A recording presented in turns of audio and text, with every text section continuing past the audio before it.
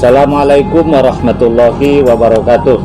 Waalaikumsalam warahmatullahi ta'ala wabarakatuh. Sahabatku, teman-temanku dimanapun Anda berada, khususnya subscriber YouTube saya yang sudah 5.100. Saya kira yang di kota Batam lebih dari 70% ya, karena bisa dicek datanya ini. Teman-teman, malam ini saya lagi di Sunbread KDA bertemu seorang sahabat, Ustadz, juga merantau penyiar zaman dulu ya, sekarang masuk salah satu komisioner KPID.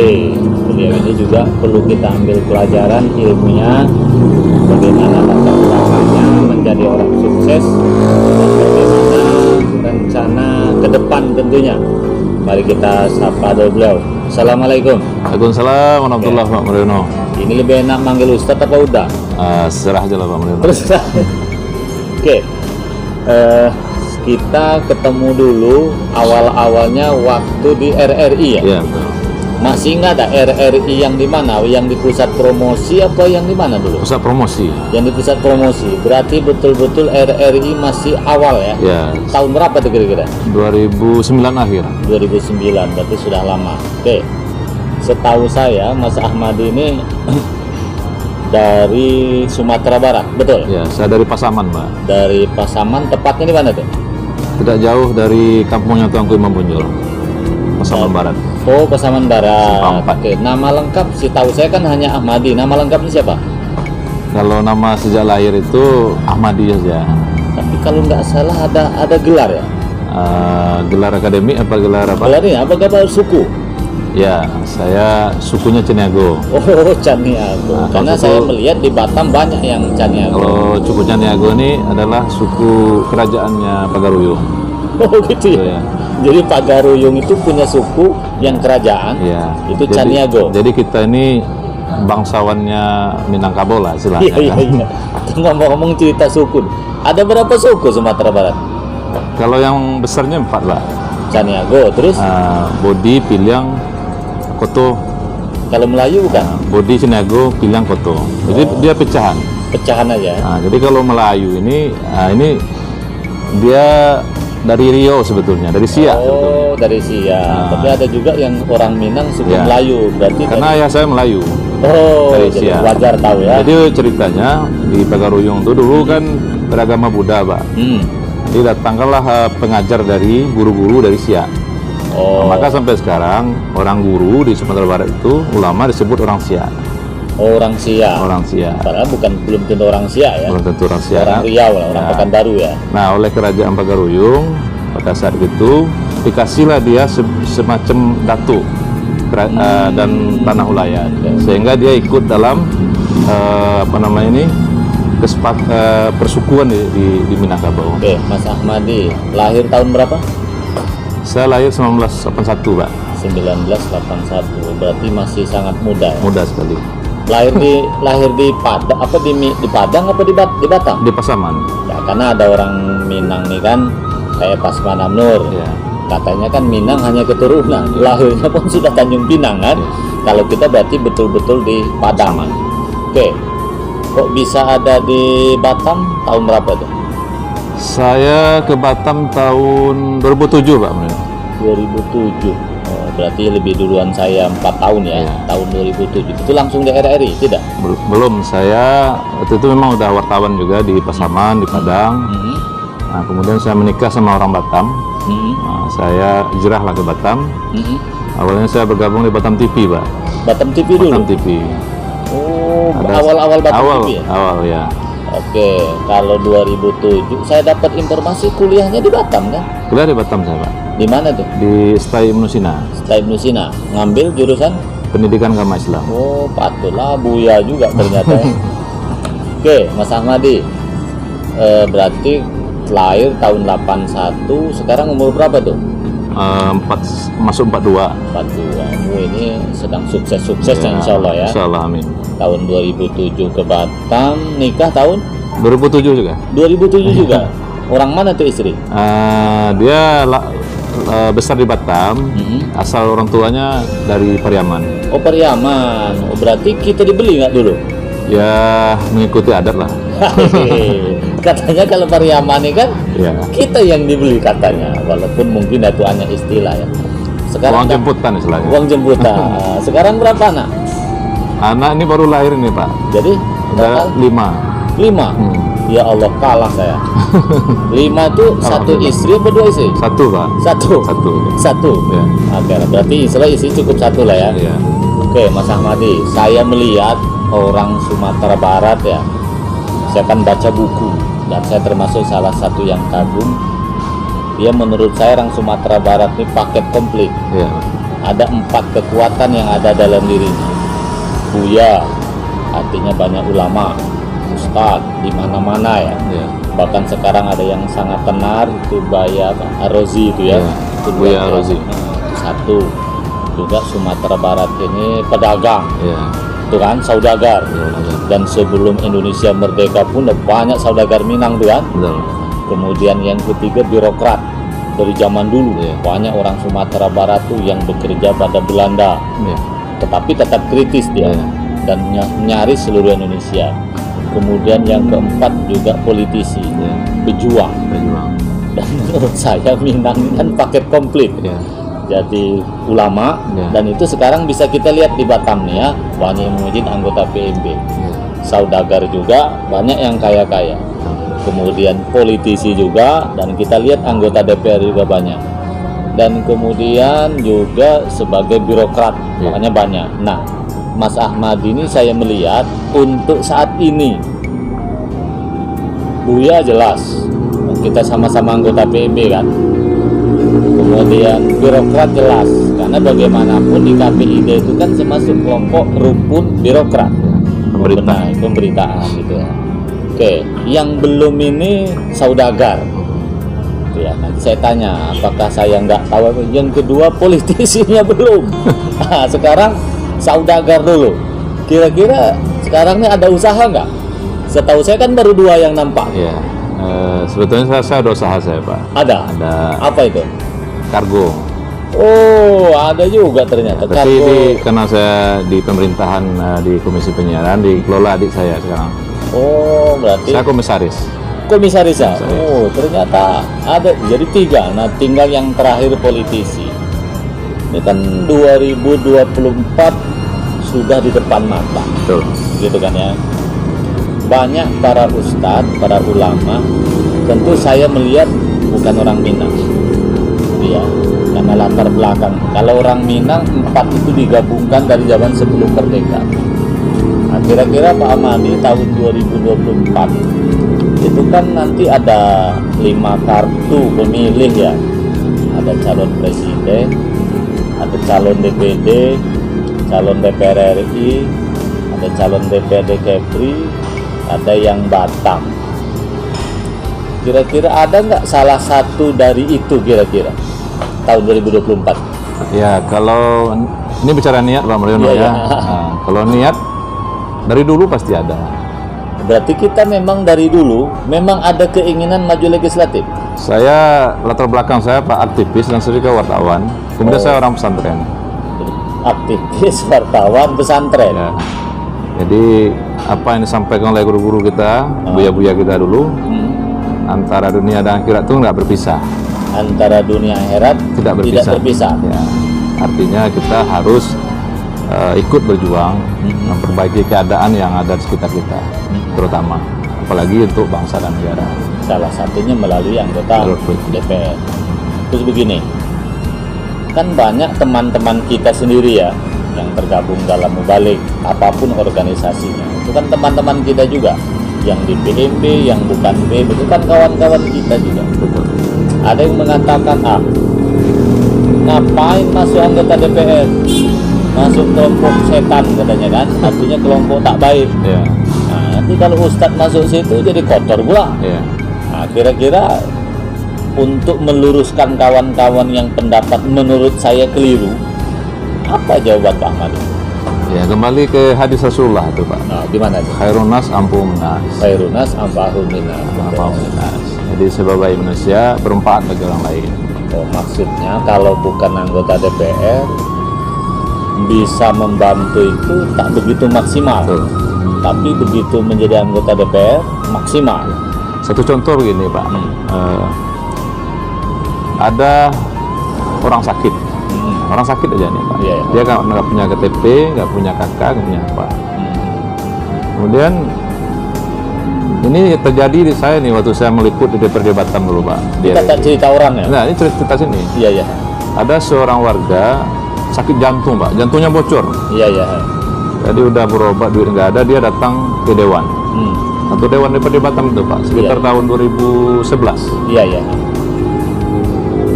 Datang ke berobat ke rumah sakit, nggak terima karena dia orang miskin. Dulu belum ada BPJS Pak. Oh, dulu nggak ada Dulu BPJS belum ya? ada BPJS. Itu jaminan kesehatan daerah lah. Iya, iya. Jam kesda loh. Jadi ketemulah saya satu paman, anggota DPR.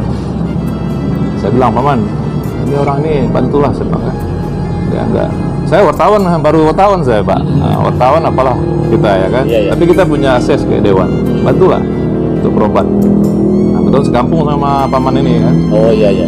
Nah, langsung diambil telepon direktur SUD. Nih tolong jemput orang nih dewan nih.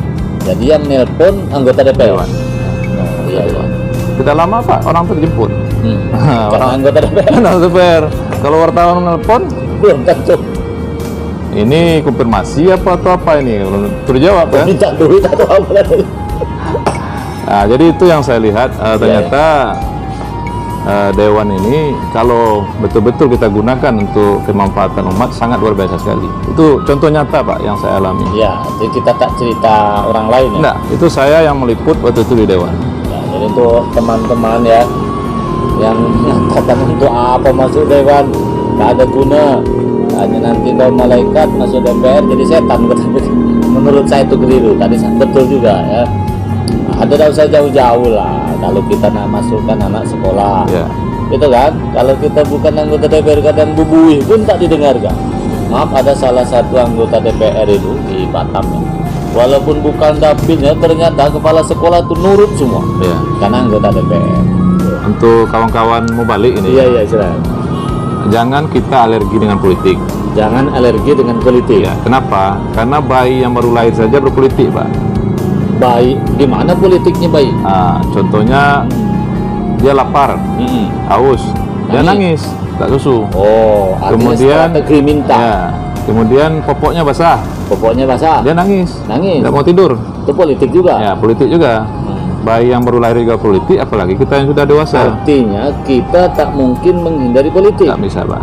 Jadi yang mengatakan politik kotor itu keliru kan? Itu sangat keliru sekali Pak. Sangat keliru. Nah, Karena kita tak bisa menghindar kan? Cuman satu yang kita pegang Pak, dalam politik kalau duduk kita jangan serakah. Duduk jangan serakah. Jangan serakah. Biasanya orang-orang yang banyak bermasalah, berkasus itu karena serakah Pak. Karena serakah. Karena serakah. Jadi makan secukupnya. Secukupnya. Sesuai Ya, ketentuan. mamanya 3 kali sehari jangan buat 5 kali Pak. Nanti susah pula tidur kan. Bisa penyakitan ya. Nah, Gitu. mati bisa Pak. Ya, bahkan itu lah yang ketangkap KPK kan? Kan serakah tadi kan? Karena serakah. Kalau Maka secukupnya enggak mungkin. enggak masalah. Bagi kita apa Pak? Orang kaya, orang miskin kan sama-sama makan satu piring Pak. Iya, iya. Paling banyak 2 piring.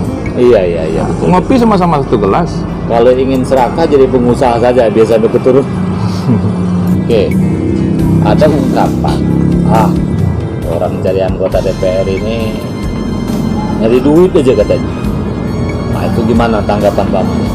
Ya, kalau duit itu kan kebutuhan ya Pak ya. Duit kebutuhan. Tidak pun anggota dewan kita tetap cari duit. Tidak pun anggota DPR tetap jadi Tetap cari duit. Itu kebutuhan kita. Nah, alangkah baiknya ketika kita punya duit dan punya kekuasaan, itu mudah kita membantu orang Pak. Mudah membantu. Mudah membantu orang. Iya, iya. Pak Mariono punya duit 100 juta sekarang, Pak boleh saya pinjam 1 juta, mungkin Betul. cepat. Iya. Tapi kalau Pak Mariono punya duit 1 juta, Pak saya pinjam 1 juta Pak, saya minta 1.000 mungkin agak berat. Iya, betul.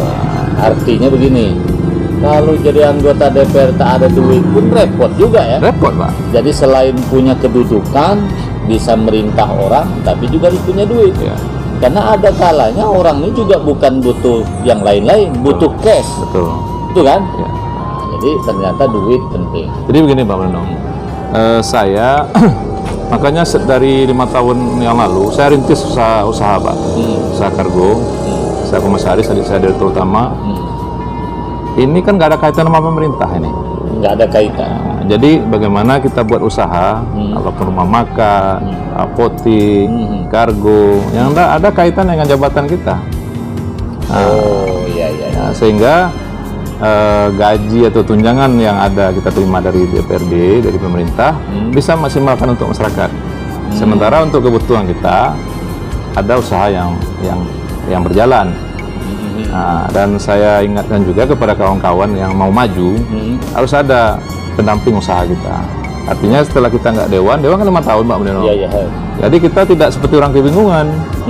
Ada usaha yang kita jalankan. Bisa keluarga, bisa kawan gitu. Atau kita tanam saham. Iya betul. Jadi kita tetap eksis Pak. Karena jabatan tidak selamanya. Tidak selamanya. Harus diingat itu Pak. Terus gini, oke Pak Ahmadi, insya Allah 2024 maju. Sudah ada gambaran kira-kira apa partai, apa dapil, kira-kira gimana? Ya, hari ini saya menyatakan masih independen Pak ya. Masih independen. Kita lihat situasi ya. Situasi kondisi. Iya. Dan saya masih diperpanjang sampai ada seleksi ini di KPID. Tahun berapa itu? Kalau nggak tahun ini, tahun depan Pak. Jadi saya mau tunaikan tugas saya ini karena tugas saya ini sangat vital juga Pak. Ini menyangkut informasi ini.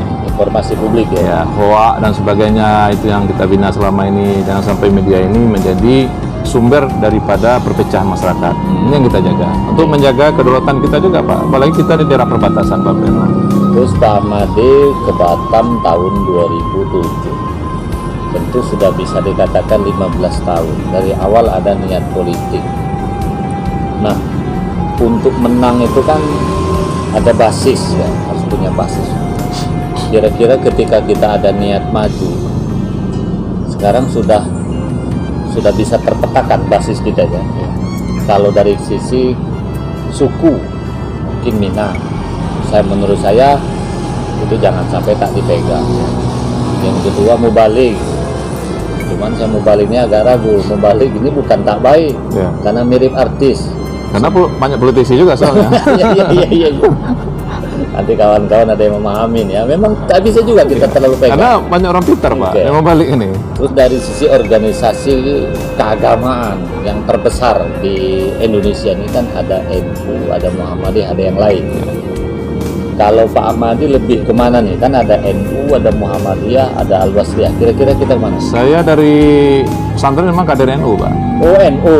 Oh kalau gitu. Guru-guru saya NU, guru-guru saya memang orang-orang yang inilah betul-betul organisasi di NU. Kalau NU saya melihat harapan cukup besar karena wilayah yang mungkin Pak Ahmadi nanti masuk, insya Allah cukup baik. Nah, tinggal nanti kita rajin saja bertemu dengan beberapa orang, terutama tokoh-tokoh NU. Ini kabarin juga untuk Batam mau musyawarah, mau musyawarah ya. Mudah-mudahan nanti masuk dalam jajaran kepengurusan ya. Kalau sekarang udah masuk juga Pak. Sudah masuk? Di mana yang di Nongsa, Kecamatan MWC. MWC. Kalau ketuanya kan Pak Rusdi ya? Rusdi. Saya wakil ketua nggak salah. Oh, MWC. Di MWC NU Nongsa, kemudian di ISNU sebagai wakil sekretaris Pak. Dan baru kemarin saya mendapat sertifikat kader apa namanya ini? Sertifikat kader. Kader utama lah istilahnya. NU ini NU dari dulu ya, dari bukan dulu, NU Pak. karena mau calon ya? Bukan. Dari guru kita Pak. Dari guru ya? Dari guru-guru kita semua kan. Oke. Kemudian ini Pak Ahmadi, menurut Pak Ahmadi situasi Batam lah ya terkait perpolitikan ini, apa tanggapan Pak Ahmadi? Dulu anggota DPR itu kan sensitif, cepat responnya. Sekarang ini nampaknya kok sepertinya hanya Pak Wali yang responsif. Apa karena kalah pamor atau bagaimana? Dan kira-kira kalau Pak Ahmadi nanti terpilih menjadi anggota DPR, bisa nggak mengembalikan kesensitifan atau anggota DPR itu responnya seperti dulu. Dan mungkin Pak Ahmadi juga merasakan ya, sekarang ini kok diam semua. Menurut Pak Ahmadi, apa latar belakangnya seperti itu dan kira-kira bisa nggak berubah kalau Pak Ahmadi terpilih? Ya, mungkin kita bersangka baik aja ya. Iya, Yang betul iya. sekarang Pak, karena pengaruh corona saya kira ini. Corona ya. Jadi biasalah dijaga jarak semua ya kan. Iya. Nah, jadi kita harus bersangka baik Pak. Bersangka baik ya. Bersangka baik. Iya. Tapi yang pasti adalah kita seorang anggota dewan itu tak terlepas dari konstituen kita. Nah, saya kira itu yang utama dulu. Kalau saya dapil Nongsa Sungai Beduk Galang, Pulang Galang, tentu itu yang saya lebih utamakan Pak, karena itu yang dekat dengan kita. Iya. Nah, jadi kalau masing-masing dewan ini peduli kepada dapilnya, selesai masalah di Batam ini Pak. Ada orang sakit di Sekupang, dapil Sekupang, dewan dapil Sekupang cepat respon. Ada orang sakit Batu Haji, dapil Batu Haji cepat respon. Saya kira selesai Pak. Dapilnya, karena antara kita sama konstituen ini kan saling membutuhkan Pak. Iya. Mereka butuh kita, kita juga butuh mereka. Nah, memang sekarang banyak informasi, tapi kita semua tahu lah ya, agak Ya. berbeda.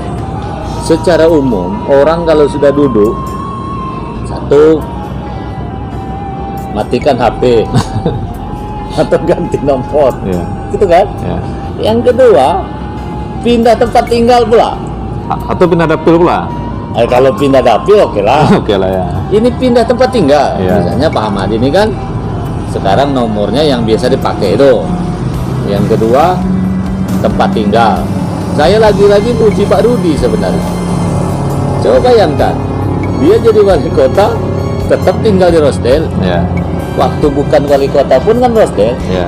HP pun tak ganti. Nah, kira-kira kalau Pak Ahmadi, yang ketiga lagi, kadang-kadang tambah bini pula. Ya. Nah, kira-kira kalau Pak Ahmadi terpilih, Jadi apa ganti HP, pindah tempat tinggal, apa tambah bini? Kira-kira gimana? ya, jadi gini Pak. Kalau masalah HP, kalau menurut emak saya ya Pak Iya, ya. iya. Sebagai dewan, kita harus punya dua HP. Dua nomor HP. Dua nomor HP. Satu khusus untuk masyarakat, Satu publik, khusus masalah publik. ya. Satu untuk keluarga. Keluarga. Nah, karena nggak bisa dicampur juga nanti Pak. Iya, Nanti iya, kita salah mau kirim keluarga, kita kirim ke masyarakat, kacau kita Pak. Namanya orang banyak ya. Iya. Tangan kita ini Iya. kadang-kadang kan Iya. kurang salah ya. Nah, itu satu. Kedua, masalah tempat tinggal, ya kalau kita pindah atau apa itu kan kurang bagus sebetulnya. Kurang bagus. Karena orang tahunya rumah kita kan. Nah, jadi tetap kita tinggal di tempat kita yang biasa, ya. Ataupun kalau mau juga, mau dekat nih ke Batam Center, ke kantor dewan, mungkin ada rumah satu lagi di sana. Jadi rumah yang lama tetap Pak. Saya misalnya tetap. Jangan pindah jiwa. Jangan. Jadi kita mungkin 2 hari, 3 hari di situ. Karena rumah yang baru bisa saja untuk anak. Dan satu, kedua saya pernah bekerja di Singapura Pak. Nah, jadi di Singapura, pengalaman saya di Singapura, itu setiap anggota dewan yang terpilih dari distrik-distriknya tuh, Sana distrik. distrik istilahnya. Sana kan. ada anggota DPR juga. Ada. Mereka buat satu rumah aspirasi Pak. Oh. Jadi apapun masalah di dapil itu, yang kata saya katakan konstituen tadi, itu dipecahkan, dilaporkan. Mau masalah orang sakit, masalah apa.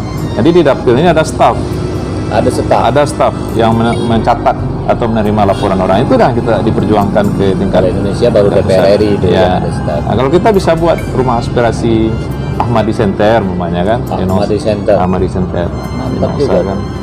Nah, jadi disitulah permasalahannya, kita input ya dari masyarakat. Nanti kita pecahkan di tingkat pimpinan, tingkat atas. Oke, terus salah satu hantu orang baik gagal jadi anggota DPR itu uang. Kenapa hantu? Ya nyata tapi tak terlihat.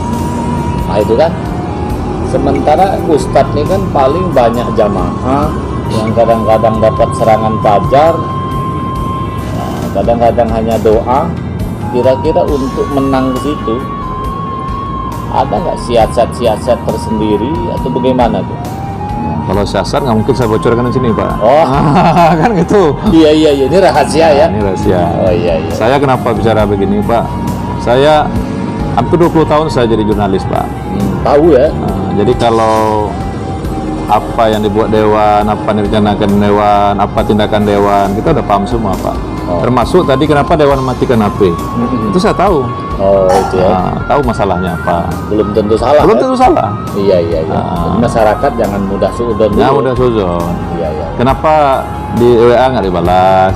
Nah itu ada alasan tertentu loh, Pak. Kita tahu semua.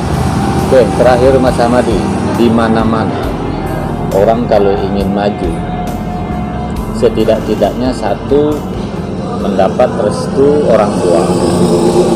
Yang kedua, istri walaupun istilahnya bukan minta izin, tapi tidak mempermasalahkan. Ini antisipasi gagal ini.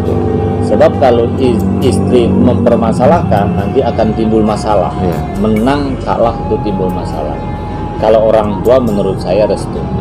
Kira-kira Mas Ahmad ini, kalau orang tua masih ada ya, pernah nggak disampaikan mendapat restu, atau bagaimana pula dengan istri? Kalau ibu saya, Pak, dari kecil, karena pada waktu itu saya sering juara, Pak ya. Dia udah berdoa dan berharap saya jadi orang sukses dunia dan akhirat. Oh gitu. Jadi harapannya sukses dunia akhirat. Nah, alhamdulillah cita-citanya sudah tercapai. Saya dimasukkan pesantren, saya sudah bisa jadi imam, sudah bisa jadi ustadz, khotib segala macam. Itu sudah tercapai. Secara dunia pun sedikit, alhamdulillah sudah tercapai juga, Pak. Saya sudah hampir 9 tahun di jabatan. Ya 8 tahun di KPD, tambah di RRI itu 4 tahun, sudah 13 tahun, Pak, saya di jabatan di pemerintahan. Lebih ke birokrat ya? Ya, artinya Dewan yang belum. Dewan yang belum. Orang tua pun tak akan mempermasalahkan. Insya Allah mendukung, Pak. Kalau istri gimana? Kalau istri nggak masalah, Pak. Artinya istri tergantung kita. Kita dalam keluarga, kita adalah imam. Dan keluarga adalah imam. Istri adalah makmum. Dan dia lebih fokus untuk mendidik anak-anak. Maka saya waktu itu setelah saya di pemerintahan, saya berhentikan istri saya kerja, Pak. Saya ingin dia menjadi guru terbaik bagi anak saya. Oke. Ini terakhir Mas Ahmadi, kapasitas saya sebagai konsultan dan mediator konflik rumah tangga. Dijawab singkat saja. Ada ungkapan, ngurus satu istri itu lebih sulit daripada ngurus orang satu kecamatan. Mas Ahmadi nikah sudah lebih dari 10 tahun, punya anak baru 5. Baru lahir satu, Pak? Iya, insya Allah sampai akhir hayat tidak cerai. Amin. Nah itu ketika rumah tangga ada masalah, itu kan pasti ada masalah, mustahil kan? Itu apa trik suami untuk menghindari atau mencegah konflik yang berkepanjangan dengan istri? Untuk pelajaran yang lain. Yang pertama gini, Pak ya, kita harus yakin ya bahwa saya menikah itu ibadah. Menikah adalah ibadah. Bukan cari enak. Bukan cari enak, ibadah. Kemudian dalam pernikahan pasti ada konflik, Pak. Pernikahan pasti ada. Dari awal harus sadari ya, pasti ada. Supaya tidak galau. Entah itu dari kitanya, dari istri, atau dari orang tua. Orang tuanya. Orang tua kita dan orang tua dia. Iya. Atau adik-adik kita dan adik-adik dia. Iya. Pasti ada.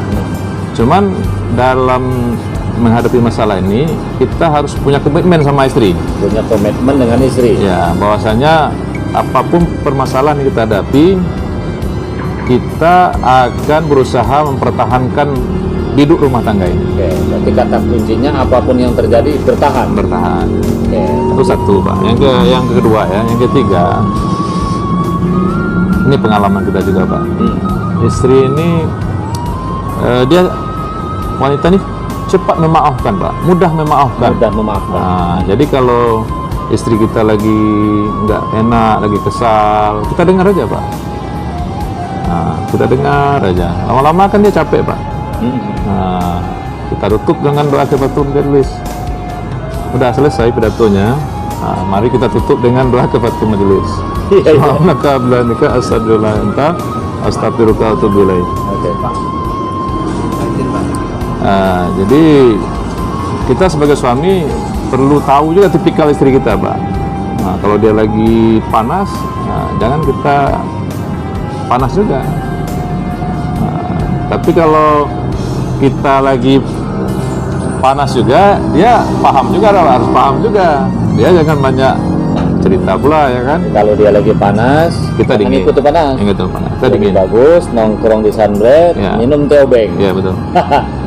Tapi gini teman-teman, ini resep dari beliau ketika rumah tangga ada masalah. Karena siapapun pasti akan menghadapi ya, termasuk saya. Yang pertama, pastikan kita nikah itu ibadah, bukan dari bahagia. Sama dengan sholat kan ibadah. Yang kedua juga harus punya komitmen. Apapun yang terjadi dalam rumah tangga itu harus tetap pertahankan, bukan perceraian. Berikutnya kata beliau, harus disadari dari awal bahwa rumah tangga itu pasti ada masalah. Masalah itu bisa dari suami, bisa dari istri. Suami tak boleh egois juga. Betul. Artinya suami bisa salah, istri bisa salah. Dan kadang-kadang pemicunya juga orang tua. Orang tua istri juga orang tua kita juga. Kemudian berikutnya kata Mas Ahmadi tadi ya, kalau salah tentu ya kalau bisa cepat minta maaf. Apalagi suami yang minta maaf walaupun mungkin suami tidak salah, ya tidak ada salahnya minta maaf, mengalah untuk menang. Karena kata beliau tadi, istri itu sangat mudah memaafkan sebenarnya, yang penting ngomongnya tulus. Yang terakhir kata beliau tadi, kalau istri lagi panas atau sebaliknya ya, suami lagi panas, jangan pula istri manas-manaskan kan. Nah, kalau lagi panas tentu kan, kalau api kan pakai air. Nah, jadi kalau misalnya lagi panas, istri misalnya lagi cerewet, kita mungkin diam dulu. Kalau nggak tahan ya pergi dulu sebentar ya. Ngopi dulu. Ngopi dulu kan. 2 jam 3 jam kan selesai juga. Pulang rindu dia tuh, Pak. Pulang rindu gitu ya. Lama kali Abang di kedai kopi itu. Ya. Itulah teman-teman, kita bicara santai dengan Mas Ahmadi, seorang buya dari Sumatera Barat, ternyata pengusaha juga, ternyata birokrat juga, yang insya Allah sebentar lagi menatap tahun 2024, beliau akan menjadi politisi yang insya Allah tidak melupakan kita semua. Mudah-mudahan Mas Ahmadi nanti sukses cita-citanya. Kalau bisa jangan sama dengan saya saja. Kalau saya kan DPD, Mas Ahmadi ya cukup DPD Kepri, apa DPR RI, atau calon presiden pun saya dukung. Nah, saya wakil aja Pak Mudono presiden. Oke, saya kira itu teman-teman, mudah-mudahan manfaatnya. Cukup sekian. Assalamualaikum warahmatullahi wabarakatuh. Waalaikumsalam warahmatullahi wabarakatuh. Pak Mudono.